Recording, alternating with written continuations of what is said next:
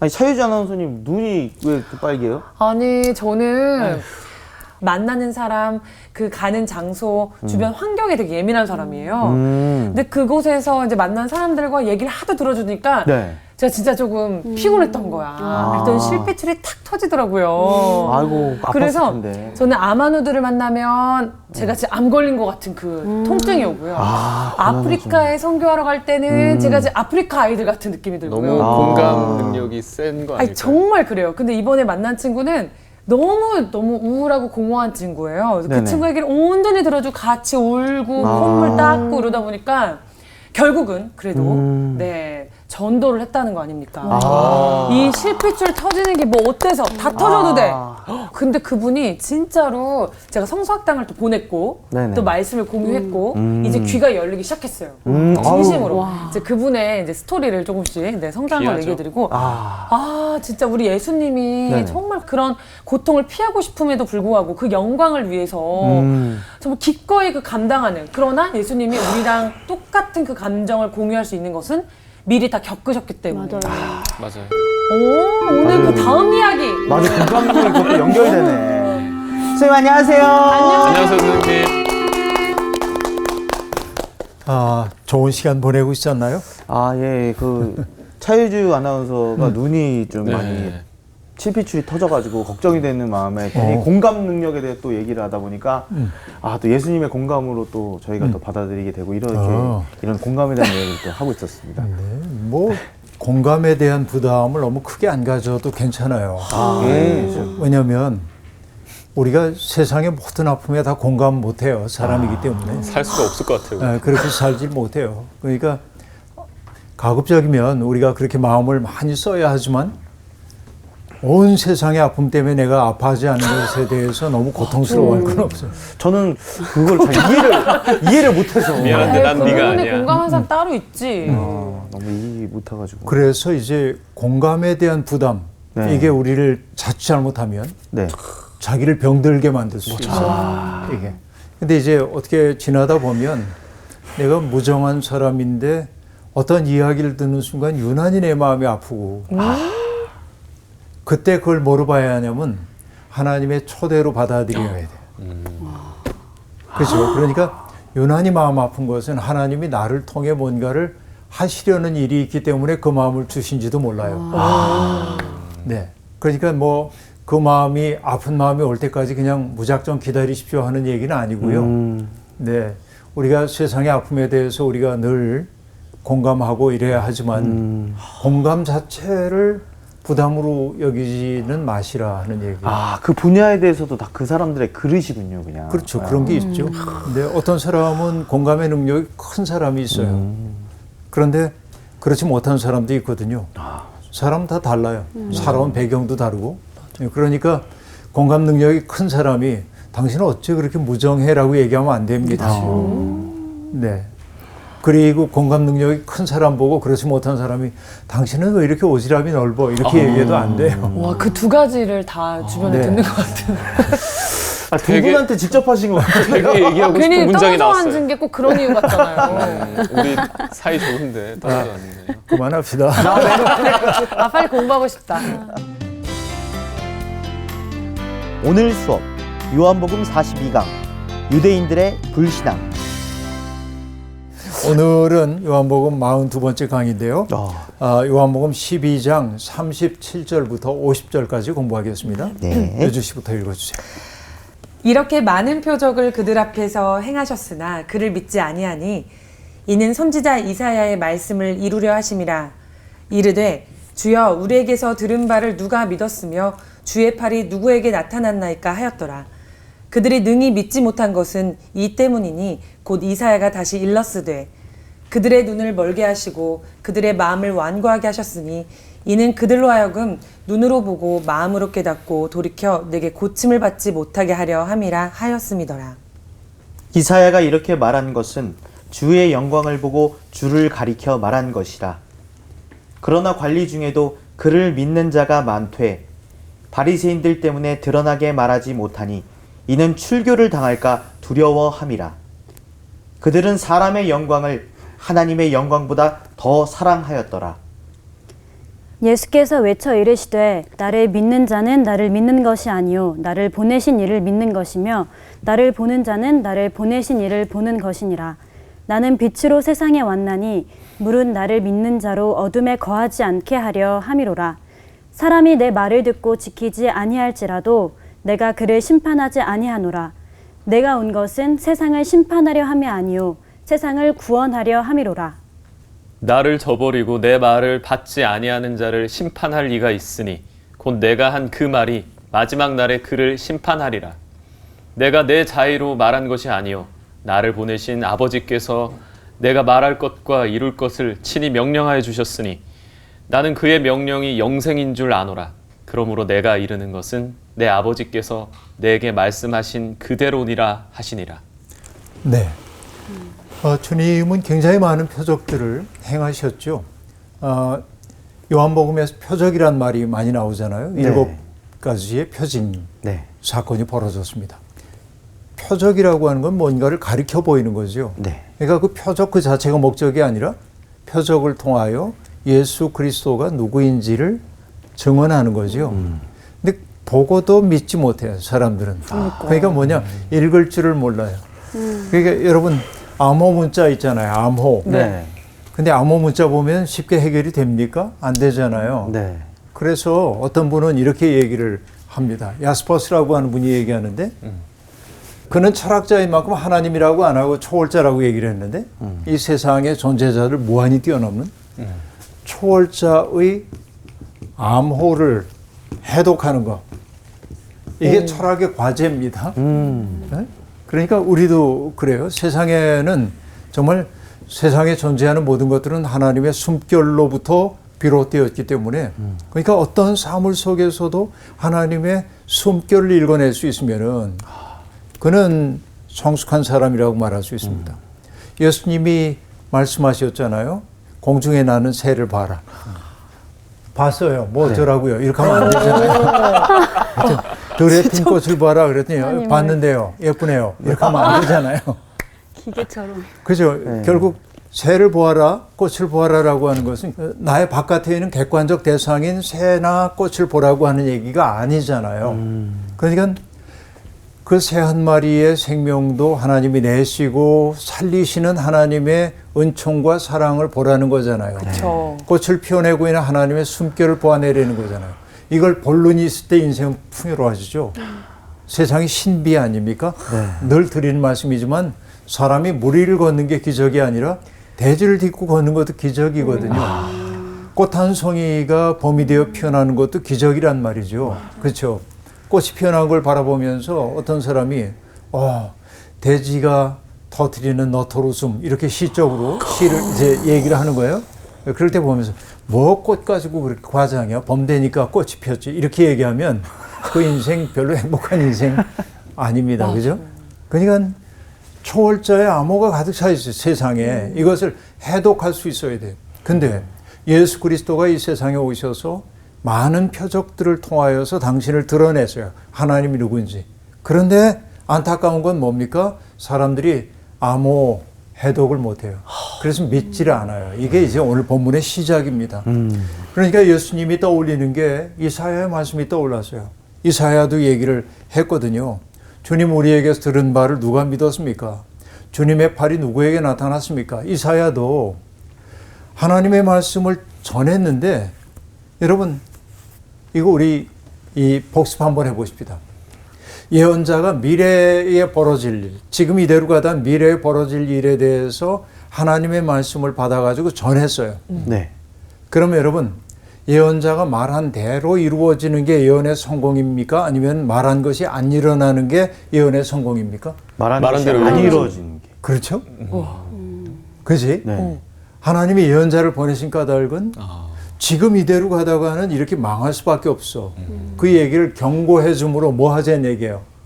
이 현실이 오지 않도록 삶을 바꾸란 얘기 아닙니까? 이 예언자는 쓸쓸한 사람입니다. 왜냐? 자기가 한 말이 부정될 때 오히려 성공한 존재예요. 예언자가 한 말이 그대로 일어났을 때 예언은 실패한 겁니다. 이 쓸쓸함이 있어요. 예언자에게는. 와, 양반에. 그렇죠. 그러니까 이사야가 지금 탄식하고 있는 게 뭐예요? 우리가 한 말 누가 들었습니까? 주님의 팔이 누구에게 나타났습니까? 이렇게 얘기를 하잖아요. 그죠?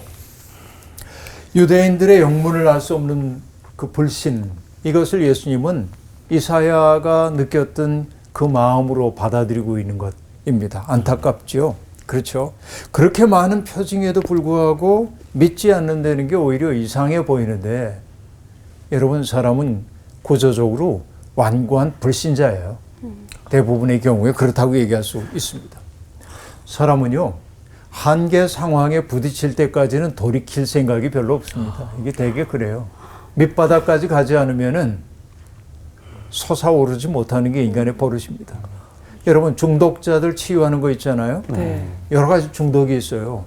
알코올 중독도 있고, 도박 중독도 있고, 그렇죠? 권력 중독도 있습니다. 근데 쾌락 중독 같은 것들도 있어요. 끝없이 누군가를 자기 쾌락을 위한 수단으로 삼으려고 하는 그런 아주 악마적인 그런 태도들이 있는데요. 정말 그런 많은 일들이 이제 있어요. 그 중독이죠. 중독이라고 하는 게 특색이 뭐예요? 스스로의 힘으로 벗어날 수가 없다. 그래서 정신과 의사 선생님이 우리 교인인데, 그 교인이 제게 들려주는 얘기 있습니다. 알코올 중독 치료를 할 때, 선생님 이번에 제가 정말 끊겠습니다 하고 얘기하면 아직 멀었구나 이렇게 이제 느낀답니다. 다이어트는 네, 오늘부터. 네, 이렇게. 그리고 이제 그가 와가지고 선생님 정말 해보려고 그러지만은 안 돼요. 제가 할 수 없어요. 어떻게 하면 좋죠? 이러면은 치료가 시작된대요. 인정하는 데서부터. 인정하면서. 네, 인정하는 게 필요해요. 이게. 그런데 사람은 언제나 그런 중독으로부터 스스로의 힘으로 벗어나오지 못합니다. 근데 이게 인간의 어리석음이기도 합니다. 자기 생각에 골똘한 사람은요, 자기를 좀처럼 바꿔내지 못합니다. 그게 언제 깨지냐면은 한계 상황에 내몰렸을 때 깨져요. 예를 들면 나도 모르게 죽음의 현실 앞에 선 거예요. 병원에 갔더니 갑자기 시한부 인생 선고를 받아서요. 그럼 삶의 가치관이 완전히 바뀝니다. 그죠? 이전에 내가 좋게 여겼던 것들이 이게 그렇게 소중한 게 아니라는 거 알게 되잖아요. 네. 이게 인간이 겪고 있는 한계 상황이라고 볼 수 있습니다. 그래서 대개 사람들은 어려울 때 하나님을 찾아요. 사업에 실패했다든지 관계에 실패했다든지, 그렇죠? 병들었다든지 이럴 때 죄하고 절박하게 그래요. 그리고 그 문제가 해결되면은 언제 그랬냐 싶게 과거로 잊어버려. 돌아가 버리고 말아요. 이게 사람의 버릇입니다. 어떻게 보면 불쌍한 일이라고 볼 수 있습니다. 그래서 저는 늘 얘기해요. 삶의 주변부로 몰려가지고 하나님을 믿는 것도 믿음이지만 진정한 믿음은 삶의 한복판에서 믿는 것이어야 한다. 내가 가장 행복할 때도 하나님 앞에서 살아야 하고 내가 가장 성공적인 커리어를 쌓아가고 있을 때도 언제나 내가 하나님 앞에 있다는 사실을 바라보고 살아야 돼. 이것을 그냥 일반 사회 용어로 얘기하자면 자기를 늘 성찰해야 돼. 나는 얼마나 작은가, 나라고 하는 존재가 얼마나 무너지기 쉬운가, 내가 큰 소리 치고 있지만은 내가 얼마나 죄에 취약한가, 이것을 늘 성찰해야 돼. 근데 기독교인은 성찰이 그런 이성적 성찰만이 아니라 기독교인의 성찰은 뭡니까? 기도입니다. 하나님 앞에서 끝없이 나 자신을 내놓는 거예요. 그렇죠? 여기 너무 한숨이 너무 커서. 한숨 쉬었어? 이게 깨달음이 공감이 생길 때마다. 네. 자기 반성의 한숨. 네, 그러니까 자기만. 늘 이제 나 자신이 얼마나 연약한가 이것을 알아야 돼요. 그걸 알 때 비로소 어떤 마음이 드냐면 어떤 사람을 품을 수 있는 여력이 생겨요. 나의 연약함을 알기 때문에 그 사람의 연약함을 품을 수 있는 마음이 내 속에 생겨요. 기도하지 않고는 이 능력이 우리에게 오지 않는다. 근데 대부분의 사람들이 기도하는 것은 언제냐? 절박할 때, 주여 나의 절박함을 아시지요? 이렇게 해소되고 나면 그냥 그저 그런 이렇게 되는 거죠. 이게 인간의 완고함입니다. 그죠? 그래서 그들이 능히 믿지 못한 것은 이 때문이라 그러면서 이사야의 말을 다시 인용합니다. 일렀을 때 그들의 눈을 멀게 하시고 그들의 마음을 완고하게 하셨으니 이는 그들로 하여금 눈으로 보고 마음으로 깨달아 돌이켜 내게 고침을 받지 못하게 하려 함이라. 여러분, 하나님이 마치 어떤 사람들이 고침받지 못하게 하는 게 하나님의 목적인 것처럼 표현이 됐어요. 그러나 이 얘기는 그 얘기가 아니고 그들의 마음이 얼마나 완악한지를 얘기하기 위한 표현이에요. 이것은 하나님이 그들의 마음을 그렇게 만들었다가 아닙니다. 예를 들면 여러분, 출애굽 사건 벌어졌을 때 하나님이 모세를 통해서 바로 앞에서 10번의 재앙을 내리시잖아요. 네. 근데 재앙이 내릴 때마다 바로가 이제 그 뜻대로 해야겠구나 하다가 꼭 다시 어떻게 합니까? 하나님께서 여호와께서 바로의 마음을 강팍하게 하셨다. 여러분, 많은 사람들이 강팍 그렇게 이제 하고 말하는데 그 강팍이 아니라 이건 팍자예요. 오, 예, 강팍. 괴팍할 팍자입니다. 예, 강팍하게 만든다고 이제 하는 건데 괴팍스럽게 만드는 거예요. 괴팍할 때는 팍이야. 맞아요. 근데 이건 강팍입니다. 근데 강팍하게 하셨다라고 얘기하고 있는데 그들의 마음을 하든 굳게 만들었다. 이렇게 얘기해요. 마음이 굳어지니까 뭐예요? 굳어진 마음 속에는 새로운 게 들어갈 수가 없어요. 하나님이 하신 게 아니라 스스로가 한 것인데 고착되어 있기 때문에 운명처럼 보여요. 그래서 바로의 마음을 강팍하게 하셨다라고 하는 것은 그들이 너무나 자기 중심성 속에 갇혀서 변화할 수 없을 만큼 굳어졌음을 나타낸 말이죠. 그러니까 하나님의 말씀 앞에 서는 사람들도 늘 이렇다 그 얘기예요. 그러니까 주님이 하신 말씀을 듣고 주님이 보이신 표적을 보고도 믿지 않는 사람들은 주님에게 문제가 있는 게 아니라 믿을 생각이 없고 자기를 고칠 생각이 없는 사람들의 굳어진 마음 때문이죠. 그것을 예수님은 바로 이사야의 말을 통하여서 경험하는 거예요. 이사야가 한 말이 바로 이런 말이구나라고 느꼈다 하는 얘기죠. 사람들의 마음이 강팍해지는 까닭이 뭘까요? 자기를 지키고 싶어서 그래요. 나라고 하는 거. 그리고 요한이 이제 들려주는 얘기가 뭐냐면 결국은 이사야가 그렇게 얘기했던 까닭은 주님의 영광을 보고 주님을 가리켜 행한 것이라고 얘기해서 결국 예수 그리스도 당시에도 그 백성들이 주님을 끝끝내 거절했다는 것, 그 때문에 주님이 결국은 죽음의 길을 갈 수밖에 없었고 그것이 주님의 영광을 드러내게 될 것임을 내다보고 한 말이었다. 요한은 그렇게 지금 해석을 하고 있습니다. 그런데 흥미로운 것은 관리 중에도 주님을 믿는 사람들이 있었다는 겁니다. 다 하나도 안 믿은 게 아니라 꽤 높은 사람들이 주님을 믿는 사람들이 있었어요. 그런데 그들은 바리새인들 때문에 드러나게 말하진 못했다. 내가 이분을 믿습니다라고 말할 수 없어요. 왜? 출교당할까. 출교라는 것을 영어로는 excommunication이라고 얘기하는데 커뮤니케이션은 소통하는 거죠. 사귐이에요. 사귐, X는 바깥으로이니까 사귐에서 내치는 거예요. 출교라고 하는 게. 그러니까 우리 동아리에서 바깥으로 내쫓는다고 하는 것은 극단적인 사회적 소외를 만들어낼 수 있어요. 그게 무서워. 소속을 잃는 것처럼 무서운 게 없거든요. 사람들에게. 그게 무서워서 주님을 믿는다고 차마 말하지 못하는 거예요. 근데 요한은 얘기합니다. 그들이 그런 까닭은 사람의 영광을 하나님의 영광보다 더 사랑하였음이라 이렇게 말합니다. 우리도 이럴 때가 많이 있죠. 눈치 보잖아요. 여기저기. 어쩔 수 없는 우리들이죠. 그러나 때로는 자기의 틀을 깨야 하는 때도 옵니다. 그렇죠? 결단해야 할 때가 있어요. 그래야 믿음의 사람이 될 수 있어요. 신앙은 결단입니다. 여러분, 앙리 마티스라고 하는 화가 아시죠? 네. 앙리 마티스라고 하는 화가가 있는데요. 네. 색채의 마법사라고 얘기하고 20세기 회화의 혁명가 이렇게도 얘기하는 사람이에요. 굉장한 사람입니다. 뭐 피카소하고 같은 시대에 이렇게 활동을 했던 분이에요. 근데 이분이 그분 그림이 어마어마하게 비쌀거려. 근데 이 파리에서 활동했던 화가들이 대부분 다 가난했어요. 아주 어렵게 다 지냅니다. 마티스도 그랬습니다.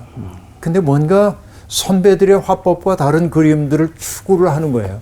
그러니까 넌 문제가 있어. 그리고 화단에서 인정을 안 해줍니다.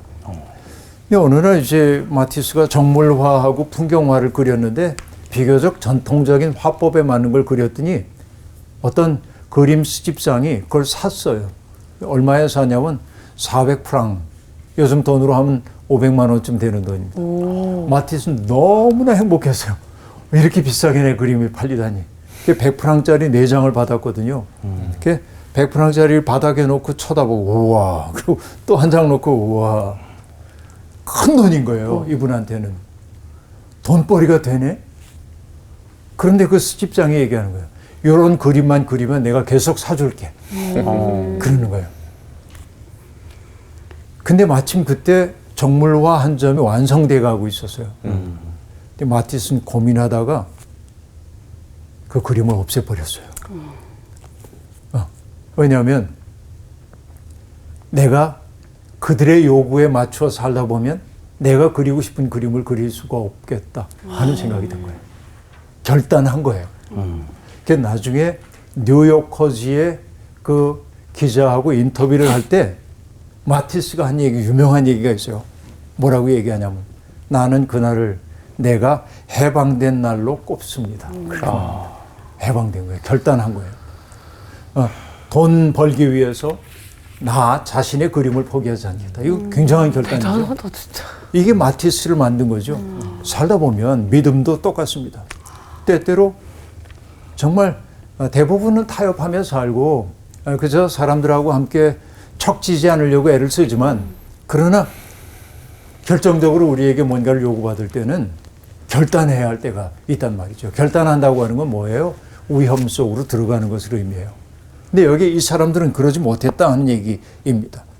자, 안일한 행복에 붙들린 사람들은 다른 세계로 넘어갈 다리를 스스로 끊어버리고 있는지도 모릅니다.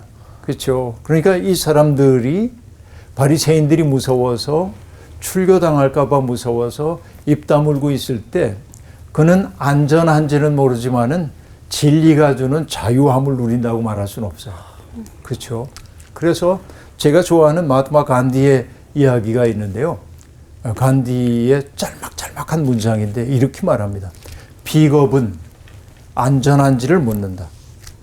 편의주의는 정치적인가를 묻는다. 허영은 인기 있는가를 묻는다. 그러나 양심은 옳은가를 묻는다.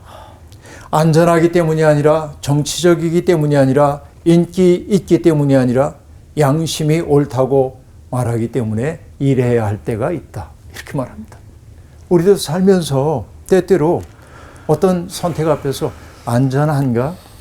내가 이렇게 하는 게 정치적인 누구와 척지지 않는 길인가? 그렇죠?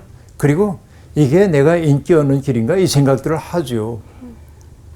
그러나 양심은 옳은가를 묻는데 결국 그 질문 앞에 설 때 사람은 성숙한다고 얘기를 하고 있는데 바로 이것이 오늘 바리새인들 앞에서 믿으면서도 믿는다고 하지 못하는 그 사람들의 한계요 아픔이라고 볼 수 있습니다. 그죠? 이게 우리들에게 그대로 있다고 얘기해야 하겠죠. 그래서 주님이 말씀하십니다. 나를 믿는 자는 나를 믿는 것이 아니요 나를 보내신 이를 믿는 것이며 나를 보는 자는 나를 보내신 이를 보는 것이니라 이렇게 말합니다. 자, 자신의 영광을 찾을 뿐 진정한 신앙 고백을 하지 못하는 이들에게 하시는 말씀이에요. 나를 믿는 자는 나를 보내신 분을 믿는 거다. 나를 보는 자는 나를 보내신 이를 보는 것이다 라고 얘기합니다. 외적으로 본다는 말이 아니고 영적으로 알아차린다라고 말하는 것이죠. 눈이 떠지는 것이죠. 여러분 이제 우리가 이 요한복음 공부하면서 나중에 나오겠습니다만 하나님을 보여주시면 좋겠다는 말을 해요. 빌립이. 그래서 주님이 정색하고 하신 말씀이 나옵니다. 내가 이렇게 오랫동안 너희와 함께 있었는데 하나님 보여달라고? 나를 본 자는 아버지를 보았다. 그렇게 말하거든요. 여러분 이게 중요해요. 그래서 어떤 분이 믿음이라고 하는 것을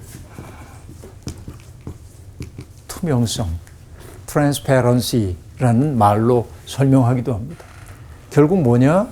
여러분 여기 이제 집이 있는데 이게 창문이에요. 창이 이렇게 나 있는데 창문이 깨끗하면 안에서도 밖을 보면 바깥 사물들이 비쳐 보이잖아요. 그대로. 그런데 창문에 얼룩이 많으면은 바깥 사물들이 얼룩져 보이잖아요. 네. 그래서 결국 신앙이라고 하는 건 뭐예요? 여기 내 영혼의 창문에 끼어 있는 때들. 이게 죄일 수도 있고 습성일 수도 있고 욕망일 수도 있고, 그죠? 여기에서 비롯된 시기, 미움, 다툼, 혐오 이런 것들이잖아요. 내 창문이 이렇게 많이 더럽혀져 있잖아요. 내 영혼의 창문들이. 그러니까 신앙생활의 과정이라고 하는 건 뭐 하는 거예요? 이걸 닦아내는 거죠. 그래서 이걸 맑게 닦아낼 때 이게 맑아진 사람에게서 사람들은 뭐라고 얘기하냐면 당신을 보니 하나님 계신 거 알겠어. 이렇게 말한단 말이에요. 그렇죠? 그러니까 우리가 백날 믿지 않는 사람들에게 하나님 믿어요 하고 얘기해도 나 사는 꼴이 엉망이면요. 내가 늘 욕심부리고 누군가를 미워하고 거칠고 이러면서 예수 믿어야 구원받아 암만 얘기해도 사람들이 당신 봐서 믿지 못하겠어요. 그럴 거 아니에요. 그러니까 정말 중요한 선교라고 하는 건 뭐냐? 가서 전도지 돌리는 것도 선교지만 가장 중요한 선교는 나를 맑게 만드는 거예요. 내 영혼을 맑게 만들고 나의 삶이 아름다워질 때 사람들은 나를 통해 하나님 살아계시구나 하는 걸 느끼죠. 하나님을 기억나게 하고 하나님을 볼 수 있도록 해주는 존재란 말이죠. 그러니까 예수 그리스도가 나를 본 사람은 하나님을 보았다라고 하는 말은 예수님의 이 창문 속에 더러운 것이 하나도 없기 때문에 그래요. 그렇죠. 그 더러움이라고 하는 것은 뭐 때문에 주로 생깁니까? 나를 크게 만들고 싶어가지고 끼이는 거야. 때란 말이야. 이것을 닦아내야 우리들이 비로소 볼 수 있는데, 여러분 주님이 하신 말씀에 나를 본 자는 나를 보내신 분을 보았고, 나를 보는 자는 나를 보내신 이를 보는 것이니라 이렇게 얘기하고 있습니다. 잘 안 되죠, 우리들도. 그래서 성 어거스틴이 고백록이라고 하는 책에서 이렇게 말합니다. 아주 예스럽게 번역된 말로 제가 일부러 인용을 하는데, 늦게야 님을 사랑하였습니다. 늦게야 님을 사랑하였습니다. 이렇듯 오랜, 이렇듯 새로운 아름다움이시여, 늦게야 당신을 사랑했습니다. 이렇게 말한 후에 그가 얘기합니다. 내 안에 님이 계셨거늘 나는 나 밖에서 님을 찾아 당신의 아리따운 피조물 속으로 더러운 몸을 쑤셔 넣었사오니 님은 나와 같이 계시건만 나는 님과 같이 아니 있었습니다. 당신 안에 있지 않으면 존재조차 없을 것들이 이 몸을 붙들고 님에게서 멀리 했나이다. 부르시고 지르시는 소리로 절벽이든 내 귀를 틔우시고 비추시고 밝히시사 눈머름을 쫓으시니 향내음 풍기실 때 나는 맞고 님 그리며 님 한 번 맛본 뒤로 기갈 더욱 느끼옵고 님이 한 번 만지심에 무의 없는 기쁨에 마음이 살라지나이다. 이게 굉장히 예스러운 문장이죠. 근데 이 말, 이게 너무 좋은 거야. 늦게야 님을 사랑하였습니다. 하나님 찾는다고 바깥으로만 돌아다녔어요. 근데 하나님 멀리 계시지 않고 내 안에 계셔서 나를 닦으면 보일 것을, 나를 맑게 닦으면 하나님이 보이는데 나를 닦지도 않고 하나님 찾는다고 여기저기 따라다니고, 그렇죠? 내 마음 온통 빼앗기고 그렇게 살았다는 거예요. 근데 어느 순간 하나님이 어떻게 했다고 얘기를 합니까? 부르시고 지르시는 소리로 절벽이든 내 귀를 틔우셨어요.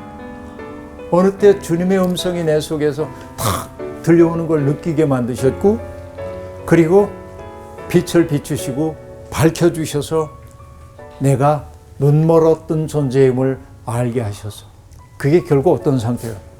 맑아진 거야. 내가 나 스스로를 맑히려고 애를 써봤지만 안 됐는데 어느 순간 주님의 은총이 나를 맑게 씻겨 놓으시니까 비로소 보이는 거예요, 그분이. 여러분, 이것이 바로 눈뜸입니다. 그렇죠. 하나님을 어떤 대상화해가지고 어디서 찾지 말고 내 속에서 외치고 있는 그분의 부름을 들어야 합니다. 근데 안 들리는 까닭이 뭐냐면 귀지가 가득 차 있기 때문에 그런데. 그 닦아야죠. 투명하게. 믿는 사람들이 맑고 투명하면은 세상 사람들이 믿는 사람들을 바라보면서 달라질 겁니다. 그런데 우리들이 불투명한 존재가 되어버리고 말았어요. 이게 지금 문제인 것이죠. 그래서 주님이 말씀하십니다. 나는 빛으로 세상에 왔나니 물은 나를 믿는 자로 어둠에 거하지 않게 하려 함이로다. 사람이 내 말을 듣고 지키지 아니할지라도 내가 그를 심판하지 아니하노라. 내가 온 것은 세상을 심판하려 함이 아니요 세상을 구원하려 함이로다. 자, 사람들은 어둠 가운데 거합니다. 하나님의 심판과 진노 아래 머물러 있는 거예요. 왜? 나를 지켜야 한다는 생각 때문에 그렇습니다. 그런데 빛 가운데 거한다고 하는 것은 무엇이죠? 결국은 하나님의 눈길을 의식하며 사는 것이죠. 하나님의 은혜 없이는 한순간도 살 수 없는 존재라고 하는 사실을 머리가 아니라 마음으로 깨닫고 살아가는 것이죠. 그렇게 사는 삶이 뭐냐? 어둠에 거하지 않는 삶이다. 그렇죠? 주님이 오신 까닭은 사람들로 하여금 그 어둠 속에 머물지 않도록 하기 위해서 그랬다는 말이죠. 그러니까 예수님은 싸늘한 심판관으로 이 세상에 오시지 않았어요. 예수님은 당신을 배척하고 조롱하고 죽이려는 무리까지 받아 안으셨습니다. 십자가에 처형당하실 때 조롱했어요, 사람들이. 근데 주님은 조롱하는 그들을 보고 주여 저들에게 벼락을 내리시옵소서 안 그래요. 그러니까. 아버지 저들을 용서해 주십시오. 자기들이 하는 일을 알지 못함입니다. 이렇게 말합니다. 무지한 거예요, 그들이. 그러니까 주님은 심판자가 아니야. 어떻게 보면 그들의 폭력을, 그들의 못나음을 용서하심으로 그들에게 갱생의 기회를 주시고, 용서하지 못한다고 하는 것은 어떤 말입니까? 내가 언제나 피해자로 머물러 있음을 뜻해요. 내가 누군가를 용서하지 못해. 그렇죠. 용서하기 어렵잖아요, 사실. 근데 결국은 우리가 용서를 지향해야 하는 까닭은 용서하지 못할 때 내 마음을 아프게 했던 그 사람이 나를 부자유하게 만든 상태 속에 있는 거예요. 용서하지 못하는 마음은 그에게 붙들려 있는 상태란 말이죠. 용서한다고 하는 것은 결국은 뭐예요? 그가 만들어냈던 부자유함으로부터 벗어나는 거예요. 더 이상 피해자가 되지 않는 것을 의미하기도 합니다. 그렇죠? 예수 그리스도는 바로 이렇게 우리들을 해방해 주기를 원해. 못난 제자들을 보면서 그들을 뭐 준엄하게 꾸짖고 야단치고 그러지 않아요. 그냥 어이구 너의 연약함을 내가 한다. 받아 안잖아요. 이게 이제 그리스도이죠. 엔도 슈사쿠라고 하는 일본의 작가의 침묵이라고 하는 책에 보면은 예수 믿는 사람들이 일본에서 박해를 당했기 때문에 예수 믿는 사람들을 붙잡아 오면은 관원들이 예수님의 모습이 그려져 있는 성화상을 갖다 놓고 침을 뱉고 발부라고 그러는 거예요. 근데 그렇게도 아름다운 그 얼굴을 밟는다는 것은 있을 수가 없잖아요. 그래서 많은 사람들이 순교의 길을 갑니다. 근데 로드리고라고 하는 신부에게 그 성화상을 갖다 놓고 발부래 부인하래요. 로드리고는 충분히 안 밟고 죽음의 길을 갈 수 있어요. 근데 관원들이 얘기합니다. 내가 밟지 않으면 너를 따르던 저 신자들을 다 죽이겠다는 거예요. 평생 그 얼굴만을 바라보고 살았던 사람입니다. 그 아름다운 얼굴 하나를 바라보고 살았던 사람인데 그 얼굴을 밟으려고 그래. 그런데 그 그림으로부터 이런 소리가 들려오는 것 같아요. 밟아라. 내 발의 아픔을 내가 안다. 나는 이 세상에 밟히기 위해 왔다 말이죠. 물론 소설 속의 한 장면이지만 예수 그리스도의 삶이 바로 그러했단 말이죠. 당신을 멸시하고 그러는 이들 가운데도 바라보면서도 그들을 저주하기는커녕 저들을 용서하옵소서라고 말하잖아요. 이게 그리스도의 삶이잖아요. 우리가 그 삶을 닮아야 하는데 그렇지 못하는 거잖아요. 그렇죠? 주님은 탄식합니다. 나를 저버리고 내 말을 받지 아니하는 자를 심판할 이가 있는데 그건 내가 한 그 말이 마지막 날에 그를 심판할 거다라고 말합니다. 요한복음 첫머리에 태초에 말씀이 있었다고 그러잖아요. 네. 그 말씀이 하나님이잖아요. 네. 그렇죠. 그 말씀이 심판하게 된다 하는 말. 그러니까 예수 그리스도가 곧 말씀이긴 하지만 주님은 우리의 삶을 끝끝내 가능성의 자리로 이끌고 싶어요. 나도 너희를 심판하지 않아. 그러나 마지막 날에 내가 한 말이 너희를 심판할 거야. 그러니까 그리스도의 말씀을 듣고 우리가 어떻게 살아야 되는지를 작정해야 돼. 자, 종말론적인 미래에도 그에게 빛이 없다고 한다면, 여전히 그리스도를 알지 못하고 산다면 그보다 불쌍한 사람이 세상에 어디에 있습니까? 그게 주님이 말씀하십니다. 내가 이렇게 말하는 건 내가 자의로 그냥 내 머릿속에 떠오르는 대로 하는 말 아니야. 아버지께서 내게 말해야 할 것을 말씀해 주셨고, 나는 그 명령 속에, 하나님의 그 명령 속에 영생이 있다는 것을 알기 때문에 그대들이 영생을 누릴 수 있도록 하기 위해서 내 말이 아니라 아버지의 말을 전한 거야. 이렇게 말합니다. 예수 그리스도의 말은 그러니까 사사롭게 자기를 드러내기 위한 말인 것이 아니라 오히려 사람들을 살려내기 위한 말이었음을 보여주고 있는 것이죠. 여러분, 이 대목에 이렇게 이제 우리가 그 12장 말미까지 왔습니다만은 그리스도의 그 마음이 막 느껴지지 않아요? 그죠? 정말 애타는 거예요. 왜냐하면 이거 하나 알면 되거든요. 이 창이 맑아져야 돼요. 손바닥으로 발바닥으로 이걸 자꾸 닦아야 돼요. 근데 예수를 믿으면서 자꾸만 여기를 강화해서 더 불투명하게 만들면 안 되잖아요. 예수 믿는 사람들은 아름다워야 돼요. 맑아야 돼요. 그래서 보면 기분 좋은 사람이 돼야 돼요. 예수 믿는 사람들은. 저분 만나고 나니까 내가 있는 그대로 받아들여지고 있음을 내가 느꼈어. 그분 앞에 가니까 그냥 마음 통 놓고 나로 존재할 수 있었어. 이게 예수 믿는 사람들이어야 하잖아요. 이게 예수를 따르는 길이잖아요. 그죠? 이런 삶으로 우린 초대받았는데 그냥 누군가를 미워하고 혐오하고 비난하고 조롱하고 이것은 예수 믿는 사람들의 행태여서는 안 된다 하는 얘기. 여러분, 다른 것 없습니다. 자기를 말갛게 닦아가는 삶의 과정이 믿음임을 잊지 않았으면 좋겠습니다. 자, 오늘 얘기 여기서 마칠게요. 고맙습니다. 감사합니다. 감사합니다.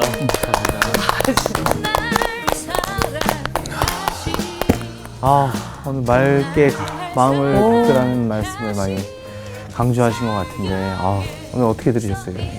저는 초반에 말씀하셨던 것 중에 네. 그 어떤 중독자가 네. 자기가 끊을 수 있다고 말하면 아직 한참 멀은 거라고 하셨잖아요. 나는 하지 못합니다. 나는 혼자서 할 수 없습니다. 라고 고백했을 때 이게 똑같은 것 같아요. 하나님 앞에서도 제가 투명한 사람이 되고 모든 죄와 그런 때와 그런 시기와 그런 욕심들을 버리고 싶지만 제 힘으로는 안 된다는 거를 저는 할 수 없으니까 하나님 하게 해주세요 라고 성찰하고 기도하는 게 그게 내가 해야 될 거겠구나라는 생각이 들어서 기도의 시간을 또 가져야겠다는 생각했습니다. 자만과 교만의 또 때를 네네. 벗기는 시간이 또 난 기도로 못합니다. 이루어지는 네. 인정해. 오늘 어떻게 들으셨어요? 말씀하신 대로 네. 그 예수님을 통해서 제가 아름다워져야만, 정말 남들이 보기에도 예수를 믿는 것이 아름다워져야만 그들에게 선한 영향력을 끼칠 수 있겠구나, 이런 생각이 들어서 네. 정말 살다 보면 저도 모르게 많은 때가 끼이는 것 같아요. 저 속에. 그래서 이걸 투명하기 위해서 더욱더 많은 교제를 진짜로 해야겠구나, 이런 생각을 했습니다. 그럼 오늘 마무리는 네. 믿지 않는 사람이 저를 보고 당신을 보니 하나님을 알겠어요. 이런 너무 좋다. 네, 그런 말을 할 수 있게. 그러면 제가 여러분 마음을 닦으십시오. 그러면 듣게 될 것입니다. 여러분을 보니 하면 여러분이 다 같이 하나님을 알겠어요를 이렇게 같이 해주시면 다음에 연예인님이 노래를 불렀으면 좋겠네요. 가사 같아요. 네, 하세요. 여러분, 오늘 수업 잘 들으셨나요? 마음을 닦으십시오. 그럼 여러분은 듣게 될 것입니다. 여러분을 보니 하나님을 알겠어요. 너무 감동이 되네. 이 말씀 딱 들었는데도. 이번 주 퀴즈입니다. 출애굽기에서 하나님이 애굽에 내리신 두 번째 재앙은 무엇일까요? 1. 개구리 2. 악성 종기 3. 파리. 정답을 아시는 분은 CBS 성서학당 홈페이지에 정답을 올려주시거나 우편으로 보내주시면 됩니다. 선정되신 분들에게는 대한성서공회에서 발간한 성경 통독을 위한 최고의 자습서 성경 2.0, 세상을 바꾸는 복음 매거진 크리스채너티 투데이 1년 정기 구독권, 성서학당 선생님들의 저서 중 하나를 드립니다.